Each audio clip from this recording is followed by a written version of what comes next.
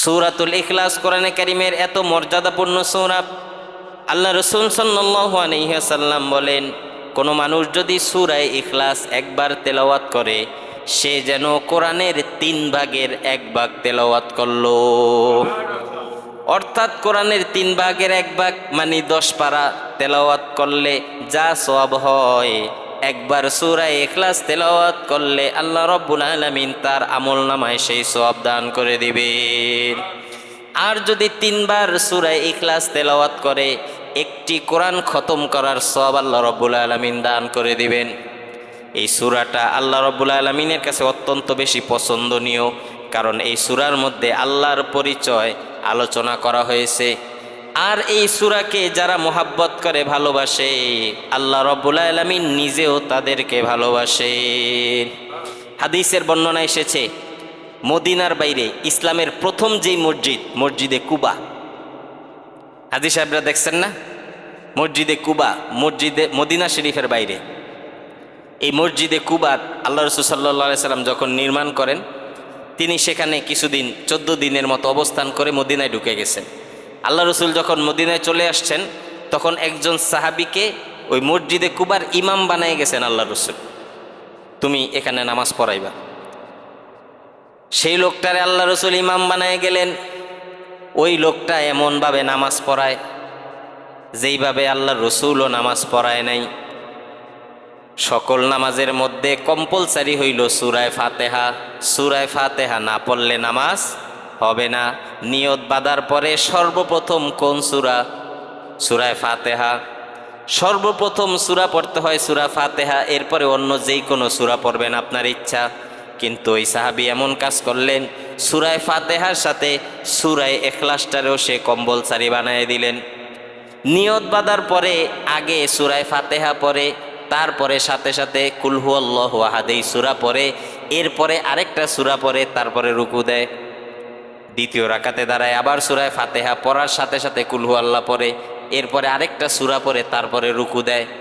মানে প্রত্যেক নামাজে প্রত্যেক রাকাতে আমরা যেইভাবে সূরা ফাতিহা পড়ি, সে প্রত্যেক রাকাতে ওইভাবে সূরা ফাতিহার সাথে কুল হুয়াল্লাহ সূরাটারও সে বাধ্যতামূলক করে নিছে। মানে এর আমাদের জন্য বাধ্যতামূলক সূরা হইল সূরা ফাতিহা, আর সে তার জন্য বাধ্যতামূলক সূরা বানাইছে 2টা, সূরা ফাতিহা এবং কুল হুয়াল্লাহ। এই 2টা পইরা এরপর আরেকটা সূরা পড়ে। মুসল্লিরা তারে ধরল, কেমন নামাজ আপনি পড়ান? এইরকম নামাজ তো আর কোন ইমাম সাহেবরে পড়াইতে দেখি নাই, আল্লাহর রাসূলরেও তো এই নামাজ পড়াইতে দেখি নাই। আপনি সূরা ফাতিহা পড়ার পর সূরা ইখলাসও পড়েন, আবার নতুন আরেকটা সূরাও পড়েন, এরকম করেন কেন? হইলে সূরা ফাতিহার পরে ইখলাস দিয়েই নামাজ পড়ান, নইলে অন্য আরেকটা সূরা দিয়ে নামাজ পড়ান। কিন্তু 2টা সূরা কম্পালসারি আপনি কেন বানাইলেন? ইমাম সাহেব আবার আমার মতো ইমাম না যে আপনারা যা কইবেন তা শুনব। ইমাম সাহেব আবার আমার মতো না, এটা আবার একটু ডাট ইমাম সাহেব আছিল। তিনি কইল, নামাজ পড়লে পড়েন, নাইলে জেনে ভাল লাগে এনে যায় পড়েন, আর নইলে আমারে বাদ দিয়ে আরেকজন রে ইমাম রাখেন, আপনাকে চাকরি করতে আমি বাধ্য না। আর আমারে যদি ইমাম সাহেব রাখতে হয়, আমার পিছে যদি নামাজ পড়তে হয়, এইভাবেই পড়তে হবে। সাহাবী উল্টা ঠেলা দিয়ে দিছে, আমি যেমনি নামাজ পড়াই এমনি যদি ভালো না লাগে, যে জায়গায় ভালো লাগে ওই জায়গায় গিয়ে পড়েন, আর নাইলে আমারে বাদ দিয়া আরেকজন ইমাম রাখেন, আপনাকে এই চাকরির ঠেকা না আমার। আর যদি আমার পিছনে নামাজ পড়েন তাহলে এমনি পড়তে হবে। এখন মুসল্লিরা পড়ছে বিপদে, কারণ ওই এলাকার মধ্যে যারা নামাজ পড়ে আর যারা নামাজ পড়ায়, হের চাইতে ভালো কোরআন জাননেওয়ালা লোক আর কেউ নাই। এলেম কালাম কোরআন জানার দিক দিয়ে সর্বশ্রেষ্ঠ কি সে, ইমাম হওয়ার যোগ্যতা তার চাইতে বেশি আর কারো মধ্যে নাই। এখন তারে বাদ দিব কেমনে? আবার আরেকটা কথা, আল্লাহ রাসূল সাল্লাল্লাহু আলাইহি সাল্লাম নিজে তারে ইমাম নিযুক্ত করছেন। এখন রাসূলের অনুমতি ছাড়া কি তারা ইমাম থেকে বাদ দেওয়ার ক্ষমতা কারো আছে? মুসল্লিরা পড়ছে বিপদে, কিছু কইতেও পারে না, সইতেও পারে না, তার পিছনে অপছন্দ হওয়া সত্ত্বেও নামাজ পড়তেই আছে। সে ওই নিয়ত বেঁধে আগে সূরা ফাতিহা, তারপরে কুল হুয়াল্লাহ, এরপর অন্য আরেকটা সূরা, দ্বিতীয় রাকাতে আবার সূরা ফাতিহা কুল হুয়াল্লাহ, এরপর আরেকটা সূরা, এরকম করে। কিছুদিন পর আল্লাহ রাসূল সাল্লাল্লাহু আলাইহি সাল্লাম যে কোনো একটা কাজে ওই এলাকায় আসছেন, মসজিদে কুবা। কুবা এলাকাতে যখন আল্লাহ রসুল আসছেন, সাহাবা একরাম সুযোগ পাইছেন যে আজকে সব বিচার আচার দেওয়া হবে। একবারে মুসল্লিরা যা আছে সব একবারে গিয়া আল্লাহ রসুলের সামনে হাজির। ইয়া রসুল আল্লাহ সাল্লাহ সাল্লাম, কি ইমাম সাহেব দিয়ে গেছেন, এই যে নামাজ পড়ায় নিয়ত বান্ধে সূরা ফাতিহা পড়ার পরে অন্য একটা সূরাত পড়ে রুকু দিব, এটা হইল নিয়ম। সে সূরা ফাতিহা পড়েই কুল হু আল্লাহ সূরাটা পড়ে, এরপরে আরেকটা সূরা পড়ে, আবার কুল হু আল্লাহ পড়ে, আবার আরেকটা সূরা পড়ে। আল্লাহ রসুল সাল্লাহ সাল্লাম বললেন, এইভাবে তো আমরা নামাজ পড়ি না, সে এইভাবে কেন নামাজ পড়ে, তারে ডাক দিয়ে নিয়ে আসো। ওই লোকটা আসলো, আসার পর আল্লাহ রসুল জিজ্ঞেস করলো, তোমার বিরুদ্ধে বিচার আসছে, অভিযোগ, তুমি নাকি এইভাবে নামাজ পড়াও? বলে, হ্যাঁ আমি এইভাবে নামাজ পড়ি। আল্লাহ রসুল সাল্লাহ সাল্লাম জিজ্ঞেস করলেন, এইভাবে তুমি নামাজ কেন পড়ো? সে বলল, ইয়া রাসূলুল্লাহ, এই সূরাটা আমার কাছে খুব বেশি মোহাব্বত লাগে, এই সূরা আমি অনেক এই সূরাটাকে ভালোবাসি। নবীজি বললেন, এই সূরাকে তুমি কেন ভালোবাসো? বলে, এই সূরার মধ্যে আমার আল্লাহর পরিচয় দেওয়া আছে, তাওহীদের পরিচয়, আমার আল্লাহর পরিচয়, এই জন্য এই সূরাটা পড়তে আমার খুব ভালো লাগে, আমার খুব মজা লাগে, আমি এই সূরাটারে ভালোবাসি। এই জন্য মনে চায় জীবনে যত রাকাত নামাজ পড়ি কোনো রাকাতে যেন কুল হু আল্লাহ সূরাটা যেন বাদ না যায়, এই জন্য আমি সব সময় এই সূরাটা পড়ি। আল্লাহ রসুল যা বলছেন শুনলে আশ্চর্য হয়ে যাবেন। আল্লাহ রসুল সাল্লাল্লাহু সাল্লাম বললেন, এই সূরাকে যে ব্যক্তি ভালোবাসে, এই সূরার ভালোবাসাই তারে জান্নাত পর্যন্ত নেওয়ার জন্য যথেষ্ট। নবীজি কোনো বিচারও করলো না, নবীজি কোনো মামলাও দিল না, কিচ্ছুই না। আল্লাহ রসুল বললেন, এই সূরার ভালোবাসাই তারে জান্নাত পর্যন্ত নেওয়ার জন্য যথেষ্ট। এই সূরার নাম হইল সূরায়ে ইখলাস। আমাদের দেশে কোনো ইমাম সাহেব যদি এই সূরা দিয়ে নামাজ পড়ায় ঘন ঘন, চাকরি আছে? আর কিছু পারে না হুজুরে, খালি কুল হু আল্লাহ পড়ে। আরেক হাদিস শরীফের মধ্যে আসছে, একজন সাহাবী আল্লাহ রসুলের কাছে এসে বলতেছেন, ইয়া রাসূলুল্লাহ, কুল হু আল্লাহ সূরাটা আমি খুব ভালোবাসি। আল্লাহ রসুল সাল্লাল্লাহু সাল্লাম বললেন, এই সূরার ভালোবাসাই তোমারে জান্নাত পর্যন্ত নেওয়ার জন্য যথেষ্ট। আরেক মসজিদে ইমাম সাহেব প্রত্যেক নামাজের মধ্যে কুল হু আল্লাহ সূরা পড়ে, অন্য অন্য রাকাতে যাই পড়ে কুল হু আল্লাহ একবার হইলেও পড়ব তার নামাজের মধ্যে, প্রতিদিন প্রত্যেক ওয়াক্তে। সাহাবীরা গিয়ে আল্লাহ রসুলের কাছে বিচার দিল, গিয়ে বলল, হে রসুল, অমুকে আমাদের ইমামতি করে, সে প্রতি ওয়াক্ত নামাজে কুল হু আল্লাহ সূরা পড়ে, একটু ঘুরে ঘুরে পড়ুক, বিভিন্ন সূরা পড়ুক, একদিন আর রহমান পড়ুক, ইয়াসিন পড়ুক, এটা পড়ুক, এটা পড়ুক, খালি কুল হু আল্লাহ সূরা প্রতিদিন পড়ে। আল্লাহ রসুল বললেন, তারে জিজ্ঞেস করো সে এইরকম কেন করে। তারা গেল, তারে জিজ্ঞেস করলো, তুমি এই সূরা বারবার নামাজে পড়ো, কেন পড়ো? আল্লাহ রসুল জিজ্ঞেস করছে, সে বলছে যে আমি এই সূরাটারে ভালোবাসি, মোহাব্বত করি, এই জন্য এই সূরাটা বেশি বেশি পড়ি। আল্লাহ রসুল সাল্লাল্লাহু সাল্লাম বলল, তারে গিয়ে বলে দিও, এই সূরারে যে ভালোবাসে আল্লাহও তারে ভালোবাসে। আরো আশ্চর্য হয়ে যাবেন কাহিনী, এটি সব হাদিসের বর্ণনা। তাবুকের যুদ্ধ চলতেছে, ইসলামের ইতিহাসের সবচাইতে রোমহর্ষক যুদ্ধ। মুসলমানদের সংখ্যা 30,000। আল্লাহ রসুল সাল্লাল্লাহু সাল্লাম তাদেরকে নিয়ে যাবেন মদিনা থেকে তাবুক, 1400 কিলোমিটার। কত কিলোমিটার? মদিনার থেকে 1400 কিলো। বিমানের ফ্লাইট আছে? বিমান আছে তখন? গাড়ি আছে? কিচ্ছু নেই, উঠে ঘোড়ায় পায়ে হেঁটে, কখনো উঠে কখনো ঘোড়ায় কখনো পায়ে হেঁটে 1400 কিলোমিটার দূরে যাইতে হবে। আল্লাহ রসুল সেখানে গেছেন, 1 মাসের উপরে সময় লাগছে সেখানে যাইতে। 30,000 সৈন্য নিয়ে গেছেন। এক এক বেলায় যদি একটা কইরা খেজুর খায়, প্রত্যেক বেলায় 30,000 করে খেজুর লাগে। তাদেরকে নিয়ে আল্লাহ রসুল গেলেন যুদ্ধ করতে, তাবুকের যুদ্ধ, রোমানদের বিরুদ্ধে। নবীজি সাল্লাল্লাহু সাল্লাম তাবুকের ময়দানে অবস্থান করতেছেন। এইদিকে মদিনাতে একজন সাহাবী ছিল, তার নাম মুয়াবিয়া ইবনে মুয়াবিয়া। তার নামও মুয়াবিয়া, তার বাবার নামও মুয়াবিয়া, মুয়াবিয়া ইবনে মুয়াবিয়া। এই সাহাবী ছিল মদিনায়, যুদ্ধে যাইতে পারে নাই যেই কোনো কারণে, আল্লাহ রসুলের সাথে অংশগ্রহণ করতে পারে নাই। লোকটা মদিনাতে মারা গেল, সাহাবী, আল্লাহ রসুলের সাহাবী। তো নবীজি ওই লোকের থেকে কতটুক দূরে? 1400 কিলোমিটার দূরে। কত দূরে? 1400। জিবরাইল আলাইহিস সালাম এসে বলল, ইয়া রাসূলুল্লাহ, মদিনাতে আপনার সাহাবী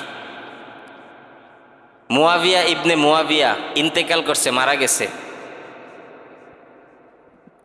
তার জানাজার নামাজ আপনার পড়াইতে হবে, আপনার সাহাবীদেরকে বলেন কাতার সোজা করতে। সুবহানাল্লাহ বলেন না? সে কত দূরে? 1400 কিলোমিটার দূরে। জিবরাইল আলাইহিস সালাম এসে বলতেছে, ইয়া রাসূলুল্লাহ, আপনার সাহাবীদেরকে বলেন যাদের ওযু নাই ওযু করতে, যাদের ওযু আছে কাতার সোজা করতে। 1400 কিলোমিটার দূর থেকে লাশ আমি নিয়ে আসতেছি, তার জানাজা আল্লাহ হুকুম করছেন আপনি ছাড়া আর কেউ পড়াইতে পারবে না। এর আগের বার মনে হয় বোঝেন নাই, অহন বুঝছেন। জিবরাইল বলতেছে 1400 কিলোমিটার দূর থেকে তার লাশ আমি নিয়ে আসব, জানাজা আপনারই পড়াইতে হবে। যাদের ওযু নাই ওযু করতে বলেন, কাতার রেডি করতে বলেন। জিবরাইল বলে, শুধুমাত্র আপনি আর আপনার সাহাবী না, আল্লাহ তাআলা আসমান থেকে ফেরেশতাদেরকেও তার জানাজায় অংশগ্রহণ করার জন্য পাঠিয়ে দিচ্ছেন। নবীজি সাহাবীদেরকে ঘোষণা দিলেন, তোমাদের যাদের ওযু নাই ওযু করে আসো, জানাজার নামাজের প্রস্তুতি নাও, তোমাদের একজন ভাই তার জানাজা পড়া হবে। জিবরাইল আলাইহিস সালাম 1400 কিলোমিটার, আমগো কাছে যতটুকু জিবরাইলের কাছে এতটুকু, কয় সেকেন্ড লাগে আনতে? মনে করেন এইদিকে এক কাইক দিল, ওইদিকে এক কাইক দিল, এক পা মদিনায় আর এক পা তাবুকে, নাকি এমনে ধরবো এমনে আনবো। জিবরাইল আলাইহিস সালাম মদিনার থেকে ওই সাহাবীর লাশ নিয়ে আসলেন তাবুকের ময়দানে। আল্লাহ রাসূল সাল্লাল্লাহু আলাইহি সাল্লাম সামনে দাঁড়িয়ে ওই ব্যক্তির জানাজার নামাজের ইমামতি করলেন। জিবরাইল বললেন, ইয়া রাসূলুল্লাহ, আপনি ইমামতি করবেন, আবার এই তাবুকের প্রান্তরে তার দাফন হবে না, তার দাফন হবে মদিনাতে। আপনার পবিত্র মদিনাতে তার দাফন হবে। আপনি জানাজা পড়াই দিবেন, আমি লাশ নিয়ে আসতেছি, জানাজা হয়ে গেলে আবার মদিনায় নিয়ে রেখে আসবো।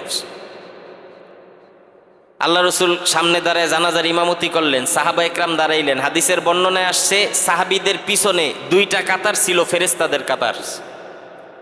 এক এক কাতারের মধ্যে 70,000 ফেরেশতা ছিল। মোট 1,40,000 আল্লাহর ফেরেশতা তার জানাজায় অংশগ্রহণ করছেন। 1400 কিলোমিটার দূর থেকে তার লাশ আনা হয়েছে। আল্লাহ রসুল জানাজার নামাজ পড়াইলেন, জিবরাইল আবার লাশ নিয়ে মদিনাতে রেখে আসলেন, সেখানে তারে দাফন করা হয়েছে।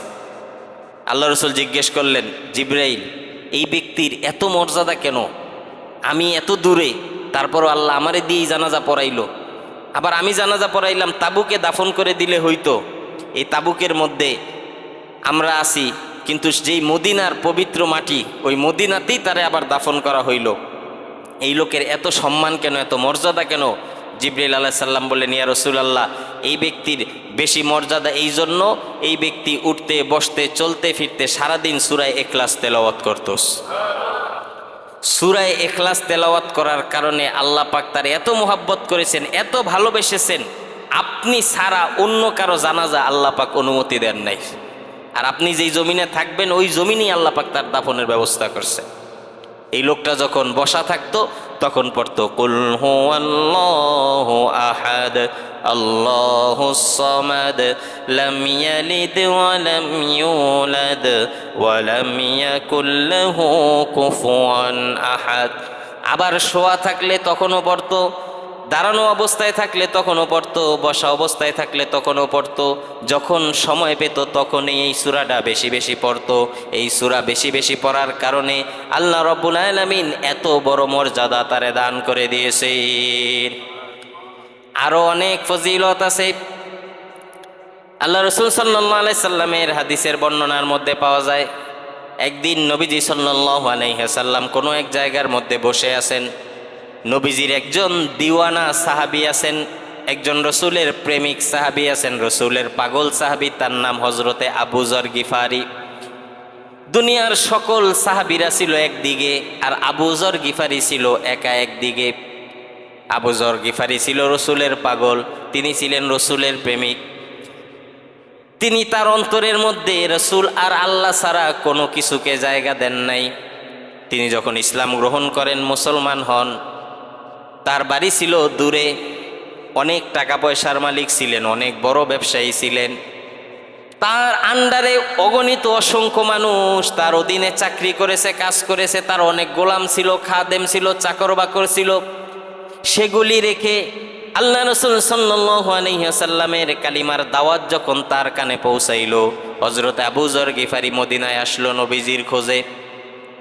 কিন্তু মদিনায় ঢুকে, মক্কায় ঢুকে দেখতেছে এমন অবস্থা, মদিনায় না মক্কায় আসলো রসুলের খুঁজে, মক্কায় এসে দেখতেছে এমন অবস্থা, আল্লাহ রসুল সাল্লাল্লাহু আলাইহি ওয়াসাল্লাম তার নাম নিলেই মানুষ আবু জাহেলের দল বল পিটায়।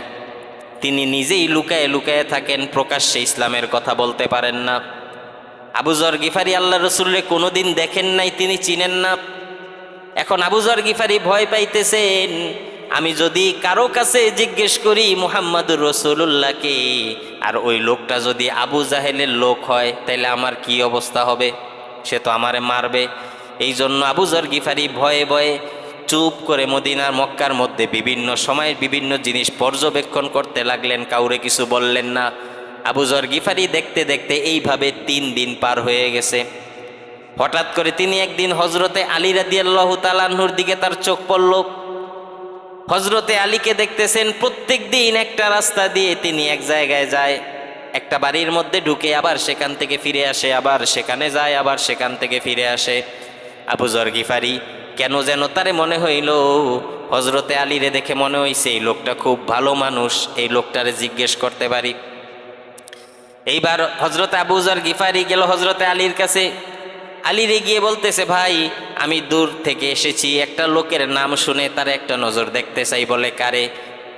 হজরতে আবু যর গিফারি বলে, আমি শুনেছি এই দেশে নাকি আল্লাহ রব্বুল আলামিন সর্বশেষ নবী আব্দুল্লাহর এতিম ছেলে মুহাম্মদ রাসূলুল্লাহকে নবুয়ত দান করেছেন। আমি তার কাছে ঈমান আনতে চাই, আমি তার সাথে সাক্ষাৎ করতে চাই। কিন্তু যেই অবস্থা, এখানে তো তার নামও নেওয়া যায় না, নিলে মানুষ মারে, অত্যাচার করে, নির্যাতন করে। আপনারে দেখলে মনে হইছে আপনি খুব ভালো মানুষ, এই জন্য আপনারে জিজ্ঞেস করলাম। আমি জানি না আপনি কি মুহাম্মাদুর রাসূলুল্লাহর লোক নাকি আবু জাহেলের লোক।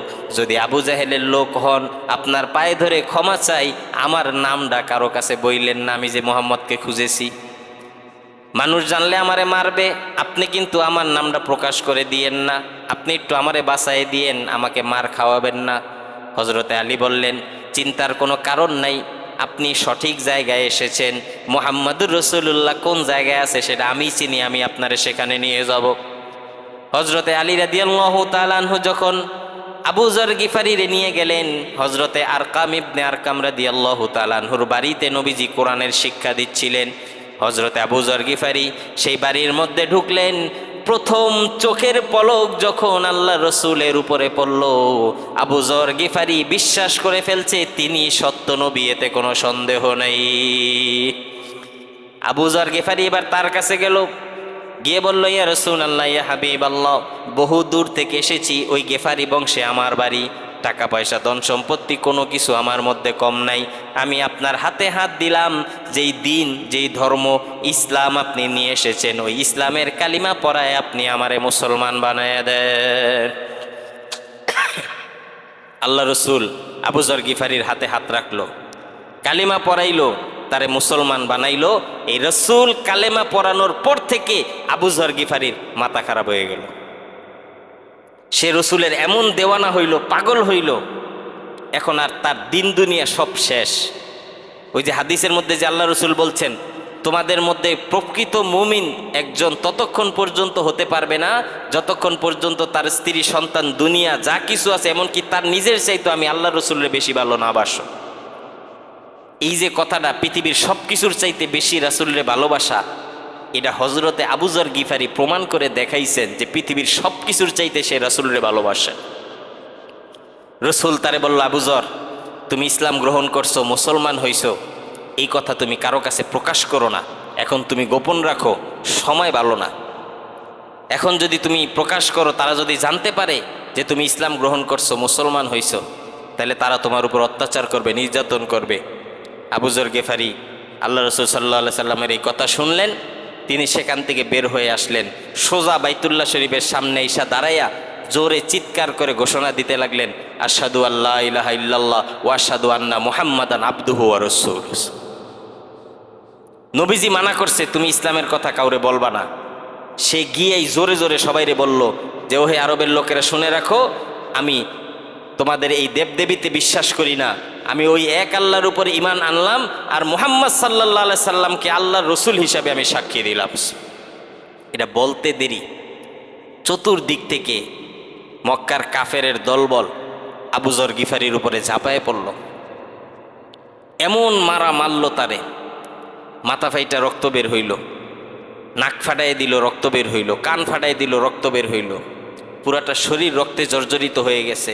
পরবর্তীতে হজরত আবু যর গিফারি মাইর খাইতে খাইতে বেহুশে জমিনের মধ্যে পড়ে গেছে। তারা মনে করছে মারা গেছে, এই জন্য তারে ফালায়া তারা চলে গেছে। যখন তারা ফেলে চলে গেছে আল্লাহ রসুল সাহাবা একরামদেরকে নিয়ে, রসুল যে তারে বাঁচাবে সেই ক্ষমতা এখন রসুলের হাতে নাই, রসুল দুর্বল, মুসলমানের সংখ্যা কম, তাদের সংখ্যা বেশি।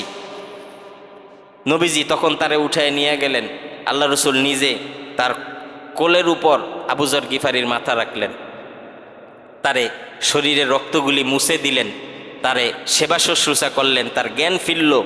আল্লাহ রসুল বললেন, তোমারে আমি নিষেধ করলাম যে তুমি তোমার ইসলামের কথা প্রচার করো না, গোপন রাখো, কেন তুমি বাইতুল্লাহর সামনে গিয়া ঘোষণা দিলা যে আমি আল্লাহ রসুলের উপর ঈমান এনেছি, আমি আল্লাহকে উপর ঈমান এনেছি, এই ঈমানের ঘোষণা তুমি সেখানে গিয়া কেন দিলা? এই জন্যই তো তারা তোমারে মারল। আবু যর গিফারি বলল, ইয়া রাসূলুল্লাহ, আপনার জন্য মাইর খাইতে যে কি মজা, এই মজা আপনি বুঝবেন না। আপনার মোহাব্বতে, আপনার ভালোবাসায় রক্ত দেওয়ার মধ্যে কি যে শান্তি, আপনার যে ভালো না বাসছে এটা সে বুঝবে না। টাকা পয়সা ধন দৌলত যা আছে সব কিছু ছেড়ে দিয়া চলে গেছে, দূর দূরান্তে একা একা থাকতেন। তিনি কোনো দিন একদিনের বেশি 2 দিনের খাবার ছিল না। যদি কোনো সাহাবীর ঘরে তিনি একদিনের বেশি খাবার পাইতেন তাদেরকে গালিগালাজ করতেন, ধমক দিতেন। ধনী সাহাবী যারা আছে তারা দেখলে ডরাইতো। সে বলতো, আমি দেখছি আল্লাহ রসুলের ঘরে 1 দিনের উপর 2 দিনের খাবার ছিল না, তোমাদের ঘরে এত খাবার কেন, এত টাকা কেন, তোমরা কি রসুলরে ভুলে গেছো? এইভাবে বলতো। তা আসলে তো রসুল 1 দিনের বেশি 2 দিনের খাবার রাখতে নিষেধ করে নাই, কিন্তু তার কথা হইল রসুলের ঘরে ছিল না, তোমার ঘরে কেন থাকবে? রসুলের পাগল ছিল।